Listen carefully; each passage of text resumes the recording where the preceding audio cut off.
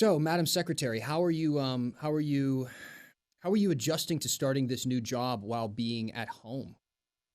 You probably wanted to go in and bring cupcakes the first day and get to know everybody and do that kind of new boss stuff, but you're unable to do it.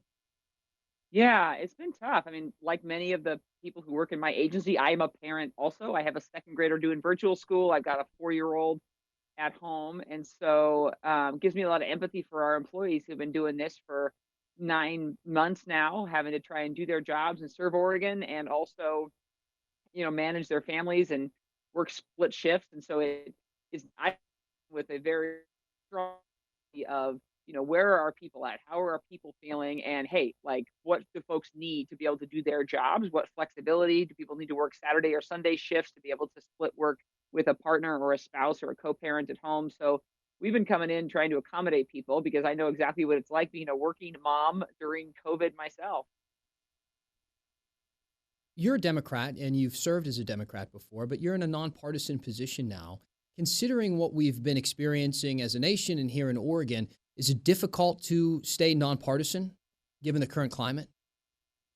Well, I've actually never considered myself someone who's partisan in general. To me, partisanship is like blind loyalty to a political party, regardless of principles and values. And I see this job the same way. It's certainly not partisan, but I certainly will govern with a sense of principles and values. And certainly at the core of those is believing in our democracy and our peaceful transition of power. And so I had no qualms about speaking out against the violence we saw at the US Capitol on January 6th, against the violence we saw in the Oregon State Capitol on December 21st. So that's not partisan, that's principled. And Oregonians can definitely expect me to lead from a place of principle in this position. You are certainly, I don't think anybody in public office right now is kind of out of the spotlight when it comes to controversy or having people disagree with you. And we've seen how those disagreements can grow into pretty dramatic episodes or even violence. You are someone who oversees elections now. You're second in line to the governor, and you might have some really big decisions to make when it comes to redrawing, district lines in the future once we get to that point. What is it like being in your role in this public position, having a recognizable face and name, and kind of trying to do that today and what we've seen lately? Well, you certainly have to, consider the source. You get a lot of criticism from folks that just want to tear down your humanity. And in those situations, I have to remind myself that these folks don't know me. But when I actually talk to the folks, even folks who disagree with me on politics, but actually know who I am as a person, there was when I was in Doofer for my inauguration, when I was down there for a tech check, somebody who I've known since I went to school with his daughter, 30 years ago, had a big old shop in town, big tall ceilings. We went over there masked and had a conversation. His daughter was in town. He was, had his Trump flag up and he told me that he voted for me. And he said, I didn't vote for a Democrat. I voted for Shemia. And just that sense that people that actually know me, even if we disagree politically, they actually see the humanity in the people that we are. And I think that's part of what we lose being a public figure in the age of social media is you just become a caricature online. People don't actually have, that recognition of humanity in you. And we do it to each other as well, as opposed to actually realizing that we're all living, breathing people that have families and histories and the ability to make and admit mistakes and learn from them. And I think that we got to kind of work on bringing that humanity back, which is one of the reasons I'm very excited to actually get out into the state of Oregon, not just be serving virtually and online, so I can actually get out into some of those communities where folks didn't vote for me and let them know that, the election is over. I'm now your Secretary of State and I will serve as your Secretary of State and I'm here to help, but do that in person as much as we can safely because it's really hard when people only see an online version of you and they're able to make a caricature. Yeah, I agree with that. I think it's really tough right now to really feel like you know someone. Something we struggle with having a television show because we want people to feel like they can talk to us and that we're listening to them. And yeah, it sometimes is tough. It's a lot easier when it's face to face. People realize, oh, you're actually not just some image on my TV screen. You're a dude just like I am. And I I'm wondering what you think about Representative Mike Neerman. and the situation with the video of the door opening and the protesters kind of storming inside? Yeah, I think that there has to be accountability. Um, he put people in danger, and he knowingly put people in danger. There is just simply no question that he knew exactly what he was doing when he went and opened that door and put people in danger. And I was in the Capitol that day. I was actually moving into my Secretary of State's office, and so my office is right next to the state police. And so I had a firsthand view of those officers who were sitting in their room, with their tactical gear around them, grabbing a quick peanut butter and jelly sandwich in between, SWAT type drills because of the people that came into the Capitol seeking to do folks harm, seeking to destroy property. And so he has to be held accountable. There is legitimate room in the Capitol and in Oregon for a difference of political belief, for passionate debate, but there is no room for somebody using the authority that they have through that badge. He was able to, get into the Capitol because of a certain level of authority that he had as a member of the government, and then to use that authority to put other people in harm is simply unacceptable, and there has to be accountability for that. And I understand there's a criminal investigation that's underway. And as we kind of wait for that to unfold, and I think we're all looking for more details. In your opinion, how do you know he knew what he was doing? Because we get those emails a lot from people who are trying to kind of empathize with him in this situation, saying things like, it looked like he was just walking out the door or something like that. In your opinion, why do you think he knew what he was up to? Well, as a member of the legislature, I was still in the legislature that day, who was in the Capitol. We've been told by the police to not open doors specifically. And then also the door that he opened was a glass door outside of which you could see a whole bunch of people. And if folks can picture the Capitol, kind of the big rotunda, the golden pioneer on the top, it was on the right side of the Capitol. And there was just a flood of people who, I mean, either coincidentally or somehow knew that that door might be open because there was a whole bunch of people by that door that he could see through a glass door that were clearly part of the rioters that were there that day. And so obviously I can't crawl inside of his head, but as an attorney, you're able to make pretty reasonable factual connections. And the fact that he walked to that door, walked out where a bunch of people were clearly standing through the glass and wanting to get in after the police had told us not to leave and to not let people in is a pretty clear indication, I think, that he knew what he was doing. But the criminal investigation will clearly bear that out. And if he has, credible evidence that he didn't know what he was doing, I certainly hope that he has an opportunity to bring that forward. Let's talk about security, because we're about to start the session and there are a lot of concerns about security. Security is going to be beefed up, of course, more than we've ever seen during a session. And, you're in charge of elections, and election security has been something that has been a national topic and continues to be kind of one of the key discussions that we've been having in terms of our democracy moving forward. So how do you feel about the security measures and concerns as the session begins, as well as just elections in general? Well, just in terms of literally security in the Capitol, are the security and safety of our people that work in my agency is our number one priority. We have not been shy about telling folks on certain days where there were ongoing security concerns to work from home. And if you can't work from home, then we have essentially a day off policy during that we allow folks to not have to come in to a potentially unsafe workplace out of fear of losing money from their paychecks. And it's sad that we have to talk about this. The Oregon State Capitol has been open. A lot of people that have been to other state capitals, my audits director, for example, worked for the Colorado legislature, and it shocked him the first time he just walked into the state legislature. There are no metal detectors.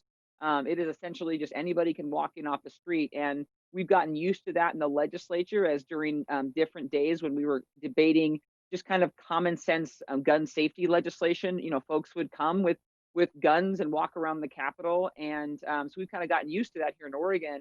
But I think after what we're seeing at the Capitol, people are understanding that it doesn't necessarily make sense. And certainly folks, particularly folks who've been more targeted by some of those rioters, folks from the Black and Indigenous and people of color, they might feel even more threatened just by seeing those folks with guns walking around the Capitol. So from a literal security standpoint, our people are most important. And of course, security goes beyond who comes in the Capitol, but it's also from a deadly virus that's literally raging across the world.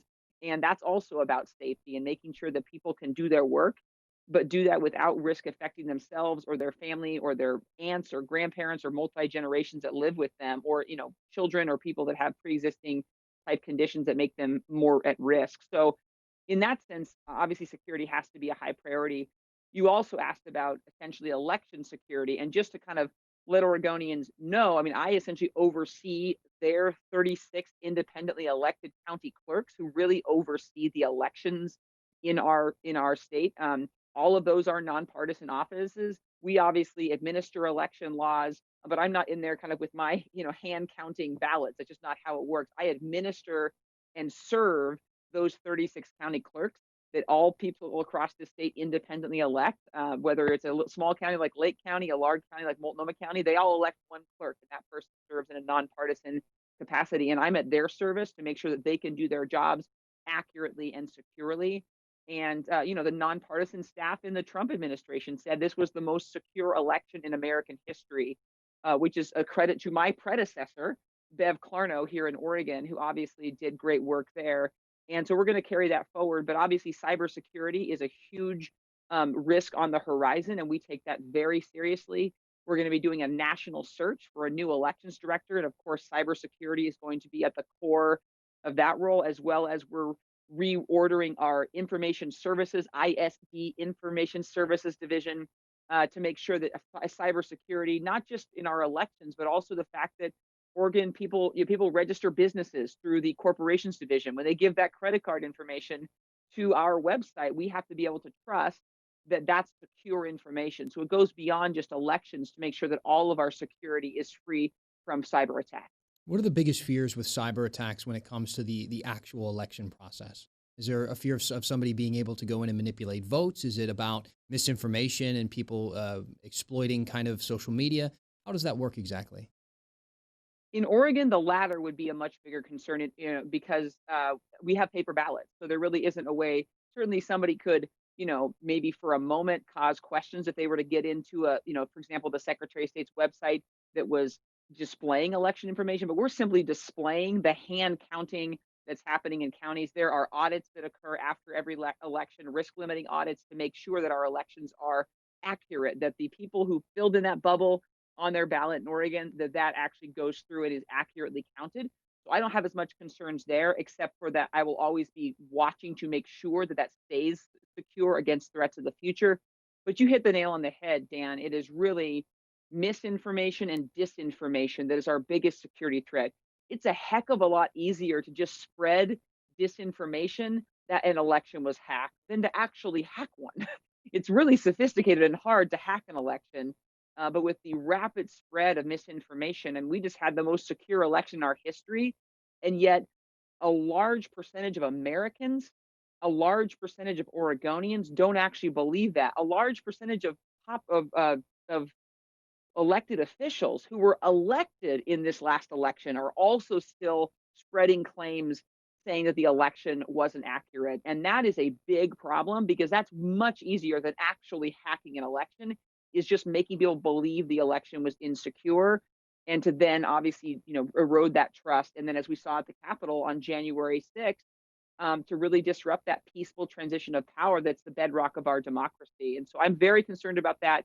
And we are launching initiatives, particularly designed to not just point out misinformation, because as you mentioned, it's hard as a statewide official, as someone who's a Democrat.